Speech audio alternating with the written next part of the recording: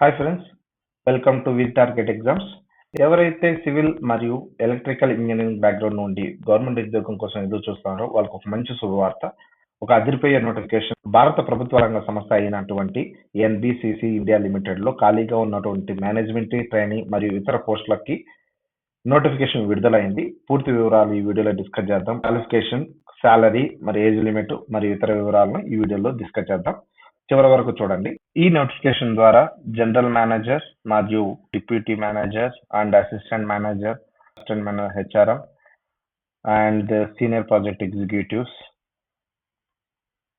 Assistant manager PHE, graduate assistant networking system administration లో కూడా ఉన్నాయి. Junior engineer in civil, junior engineer in electrical, junior engineer in mechanical. So various categories లో ఈ notification ద్వారా భర్తీ చేయబోతున్నారు. సో మొత్తం వచ్చేసి 59 పోస్టులు ఈ నోటిఫికేషన్ ద్వారా భర్తీ చేయబోతున్నారు. మీరు ముందుగా గుర్తుపెట్టుకోవాల్సిన ముఖ్యమైన తేదీలు ఏంటంటే మార్చి 6వ తేదీ నుంచి అప్లికేషన్ డేట్ స్టార్ట్ అయిపోయింది. లాస్ట్ డేట్ వచ్చేసి ఏప్రిల్ 5th, 2026.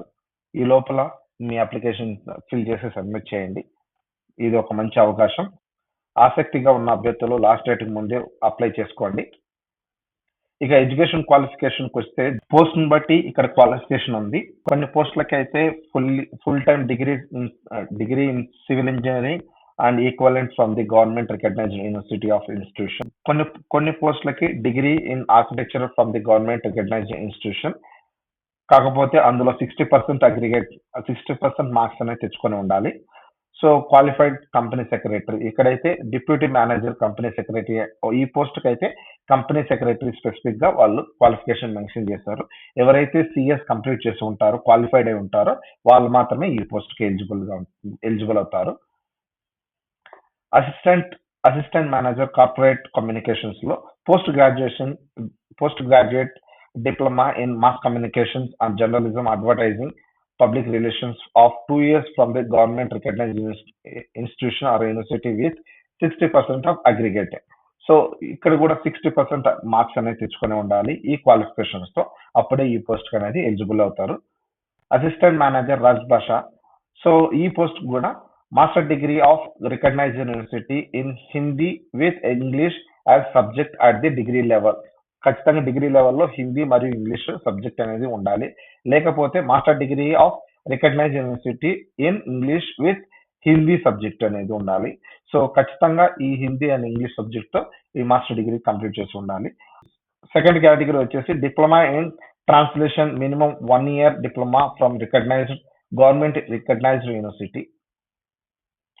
నెక్స్ట్ వచ్చేసి assistant manager HRM, MBA or MSW, 2 years postgraduate diploma in management from government recognized university institution with a specialization HRM, PM or IR as a major subject.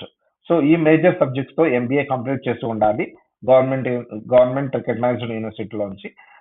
అందులో కూడా 60% marks కలిగి ఉండాలి. అప్పుడే ఈ post కు మీరు eligible అవుతారు. Senior project executive in civil లో వచ్చేసి full time degree in civil engineering or equivalent from the government recognised university. ఇందులో కూడా 60% మార్క్స్ వచ్చి ఉండాలి. అప్పుడే ఈ పోస్ట్ కి ఎలిజిబుల్ అయి ఉంటారు. అసిస్టెంట్ మేనేజర్ పిహెచ్ఈ, దీనికి కూడా full time degree in civil engineering with 60% marks అనేది కలిగి ఉండాలి. Graduate assistant IT, CS networking system administration లో భాగంగా ఈ పోస్ట్ కి వచ్చేసి full time degree in discipline along with minimum 1 year certificate or diploma course in hard working networking system administration, software or development programming. So ఈ కేటగిరీలో degree చేసి ఉండాలి. అప్పుడే ఈ పోస్ట్ అనేది ఎలిజిబుల్ అవుతారు. So junior engineering in civil, 3 years full-time diploma in civil engineering from the government recognized institution with 60% of marks అనేది కలిగి ఉండాలి. నెక్స్ట్ కేటగిరీ పోస్ట్ వచ్చేసి junior engineering in electrical. So 3 years ఇక్కడ కూడా junior engineering in electrical or junior engineering in civil, so or junior engineering in mechanical. So ఈ 3 పోస్టులకు వచ్చేసి ఈ సేమ్ క్వాలిఫికేషన్. ఈ నోటిఫికేషన్ లో age limit minimum 28 years, maximum 54 years ఇవ్వడం జరిగింది. అదేవిధంగా ఈ నోటిఫికేషన్లు ఎడ్యుకేషన్ క్వాలిఫికేషన్ మరియు ఏజ్ లిమిట్ పోస్ట్ను బట్టి వేరే వేరే విధంగా ఇవ్వడం జరిగింది. సో అదొకసారి మీరు చూసుకోండి. ఎస్సీ ఎస్టీ ఓబీసీ అభ్యర్థులకు గవర్నమెంట్ రూల్ ప్రకారము ఏజ్ రిలాక్సేషన్ అనేది వర్తిస్తుంది. ఈ నోటిఫికేషన్ ప్రకారము మొత్తం 59 పోస్టులను భర్తీ చేస్తున్నారు. ఇక ఎగ్జామ్ ఫీజుకి వస్తే జనరల్ ఓబీసీ ఈడబ్ల్యూసీకి వచ్చేసి 1000 రూపీస్, ఎస్టీ పీడబ్ల్యూసీ వాళ్ళకి వచ్చేసి ఫీజు వచ్చేసి ఎగ్జామ్టెడ్, ఫీజు కట్టనవసరం లేదు. జీతం వచ్చేసి పోస్టుల మీద ఆధారపడి ఉంటుంది. జూనియర్ ఇంజనీరింగ్ పోస్టులకు వచ్చేసి 27,000 నుంచి డిఏ, హెచ్ఆర్ఏ మరియు ఇతర అలవెన్సులు ఉంటాయి. మరియు సీనియర్ పోస్టులకు వచ్చేసి 90,000 నుంచి 2,40,000 వరకు కూడా ఈ జీతాలు అనేది ఉండవచ్చు. ఎవరైతే ఇంజనీరింగ్ లేదా డిప్లొమా చేసి ఉంటారో వాళ్ళకు ఒక మంచి జాబ్ ఆపర్చునిటీ, ఎన్బిసి వంటి కంపెనీల్లో జాబ్ రావడం ఒక చాలా మంచి అవకాశం. ఈ వీడియో మీకు ఉపయోగపడితే ఒక్క లైక్ చేయండి, ఛానల్ని సబ్స్క్రైబ్ చేసుకోండి. లేటెస్ట్ జాబ్ అప్డేట్స్ కోసం బెల్ ఐకాన్ని యాక్టివేట్ చేసుకోండి. All the best. Thank you for watching. జై హింద్.